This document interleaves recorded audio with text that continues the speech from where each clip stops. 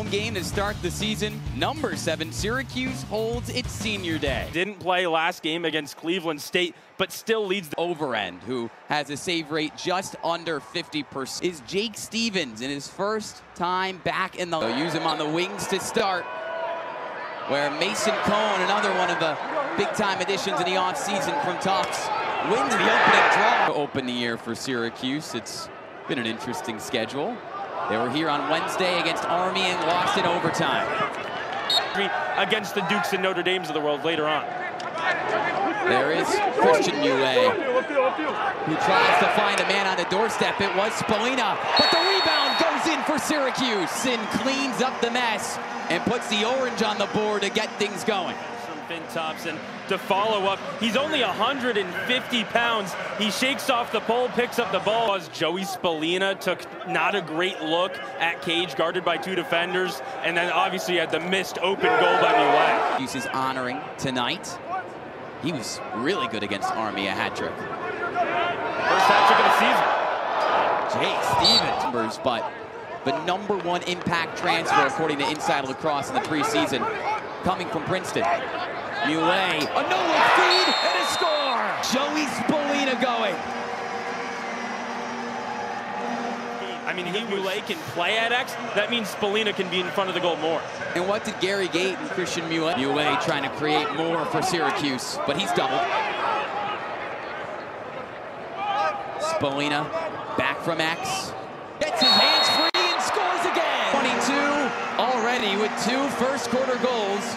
And the Cuse up 3. He knew he needed to pad his goal stats a little bit after putting up a nothing burger against Army, fading over. Face off, so that's why they decided to grab Mason Cohn from Tufts and Johnny Mullen, a top 100 recruit. Off the far pipe, no goal. He gives Syracuse the goal.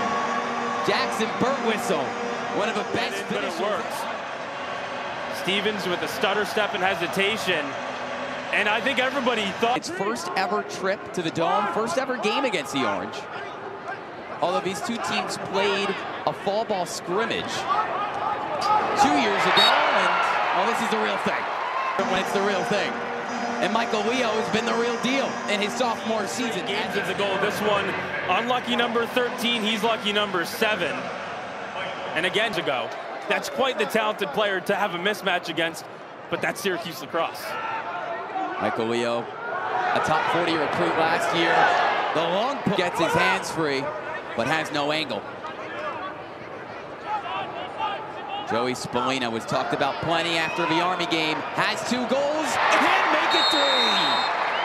Creating for himself, Spallina, a first-quarter hat trick. Patience on that shot, didn't force it, took his time, finds the back of the net. A 6-10 win.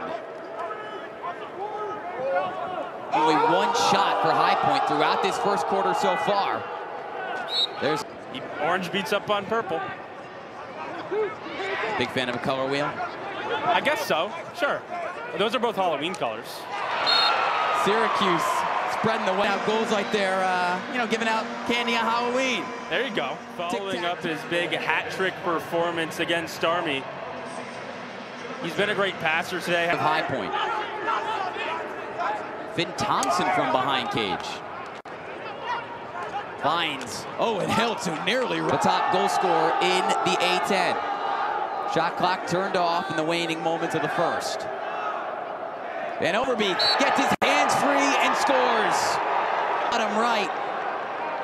High Point finally on the board. 9 on the year for Van Overbeek. Had a nice spin. I mean, Sam attackman Braden Maea for this one. But one of them gets on the board. A face-off win to defensive side of the ball. Let Sam English do his thing, dodging offensively. Let Joey Spallina do his thing. He's got a lot of room, and he's gonna score with ease. Already 5 points for Spallina, powered by 4 goals. Where they hold the ball too long for Spallina. It had been the other problem this year. Shooting too early, getting too anxious. Unranked home game before the rest of the way. You're either on the road or against a ranked ACC foe. This is the opportunity to give them opportunities. Yeah. Most notably Colgate in the second game of the year to mixed results. What do you call 3 goals and 4 assists mixed results, Ian?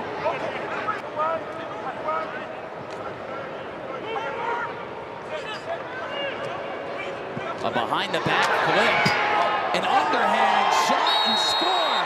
Looking like it. Van Overbeek to Braden Maia for the score. Out of position there, went for a shove late. Figueres honestly caught out of position as well. Caught a lot of flack. That must have been a fun moment for the Spallina family. Behind cage, Muley gets to step on his man, turns around. It's been a slow quarter for the Orange, just 1 goal compared to 7 in the first. Spallina off the pick. Burt whistle, low to low. Maryland handed them out both. But then earlier today, Kayla Trainer's team, the women's squad, with a win over Duke. High Point back. Jack Van Overbeek, his second goal. Panthers still down 5.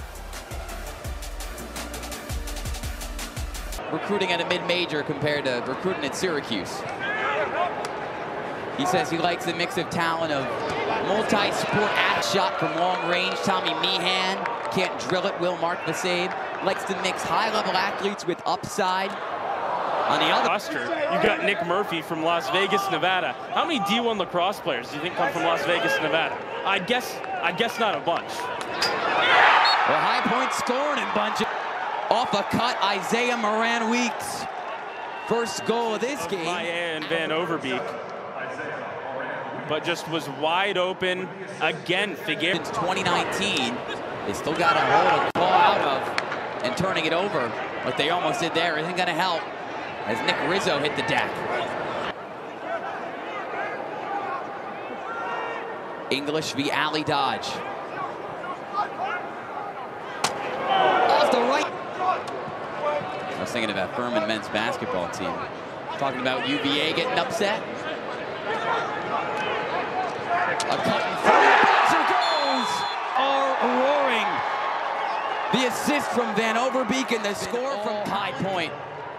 4-1 advantage. Van Overbeek from X once again. Orange on the ride, get the ball back, and there is number 22. Back to Hiltz, wide open, that's too easy. The Orange beating the ball. And they're right, it did not leave his stick before the clock hit triple zeros. Opportunities in the second quarter than it did in the first, and not for possessions like that. Carter Rice feeds off to Hiltz, cross field feed. Country in the Orange. Tyler, what do you think High Point has done the best defensively from the first quarter to the second? The biggest thing has been no mistakes. I mean, High Point. But a Syracuse score. Michael Leo just unanswered run from HPU. I say limiting mistakes on the defensive end has been great. I would necessarily... And lauded by Joey Spallina in the preseason as well for his work ethic, saying that he gets up when I get up in the morning. Crease, but he still looked on top of his game. Overend has. High Point on the other end in search of its first goal past halftime. Some dodging and some more. Jack Van Overbeek, he's got a hat trick. And Van Overbeek again making Syracuse's best. Late in the first quarter, Van Overbeek lost his footing. And another ball lost. Moran-Weeks has it checked free, but somehow they get it back. Jack Van Overbeek can do no wrong. Hero on that play, Jack Sawyer, making his first start of the year. Heads up pass, knew right where to look when he... At the X. A wrap around and a good slide from Dwan. Oh my goodness! High phase 2.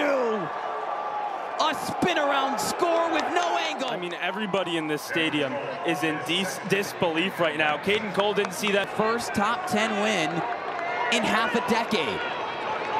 English and Ali Dodge. Spallina. A cutter. And a score! Wants to make sure his senior day doesn't get spoiled. For Hiltz, first point of the day from Hiltz. The assist will go to Joe. And Bishop stick as he makes his way to the sideline. Back to Spolina, behind the back. But not there. Looking for another highlight reel goal right there. Now trying to show off what he can do as a Dodger. Gets top side, a little no-look advantage. Yeah, rushed 2 shots there. Still over half of the penalty remaining. No need to force anything. Little swim dodge and a score! Back-to-back scores for number 77. Yeah, that's the Moen Hill. It's his second goal in the last few minutes. 11-8, Syracuse. Mullen talking about stopping the bleeding. They have been important in this third quarter as well at the X. Hiltz tries to stay hot. And that's exactly what he does. Too easy, pumping up the crowd and giving the Orange. Syracuse riding the hot hand. Beautiful dodge by him. Pings the upper corner. Sammy English trying to up the lead. When he gets that right hand free, he's dangerous. Spolina spins inside, scores! 5 goals for Joey Spolina in his first of the second half. Spolina's been quiet since the second quarter, but a beautiful spin there. Pretty good. 5 goals for Spolina, that ties a career high. Jake Stevens getting mobbed, but he makes his way to cage, behind the back flip. That is insane. That is no. Put that one under a microscope. By Jake Stevens, the failed swim dodge, getting mauled by 2 different defenders, then a third. And people should expect it from him, but he got amped after that one. Johnny Mullen, another one.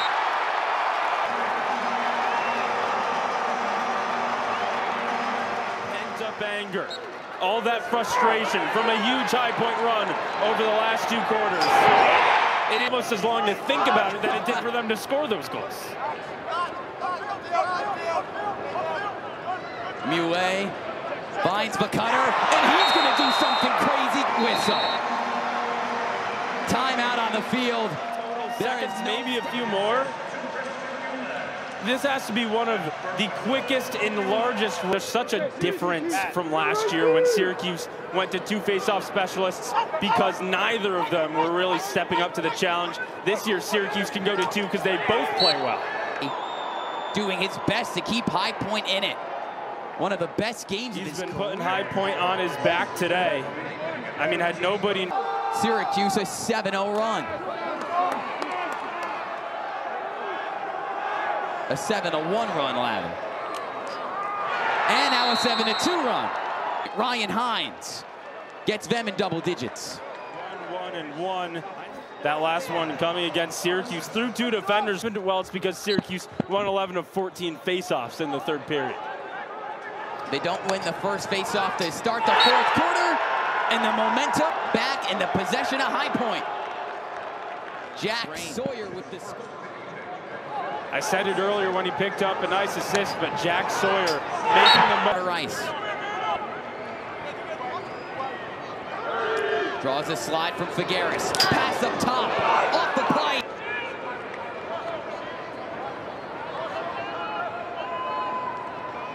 Cook slides by Trujillo, but 40%. Still plenty of time left in this year, but I'm sure in the back of all the coaches' minds thinking about who the heck replaces Will Mark. That shot that was backed up by the Orange. Spolina trying to add to his career day. Burt whistle, no good, but the point doesn't think it is, but the referees do. The crease, it was close, but he kept his toes behind. I mean, rules committee for the NCAA. He's on the coaches committee there, and he mentioned a little bit after the game about how it's going to be a process and they're going to learn, but and potentially deliver the knockout punch. Spolina finally decides to do it himself, and that's usually a good thing. Joey Spolina adding to the career high. Sorry to cut you off, Tyler. That leaked right out of a cross of Overhand. Too ugly either. And I know Gary Gate will probably say he doesn't care about the rankings, but after a loss earlier in the week, then if you only win by a bit on his senior day.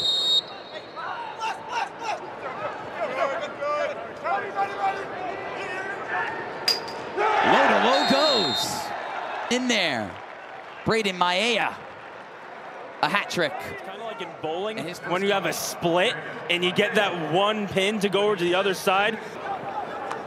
Still Zach Overand in net for High Point. 17 saves.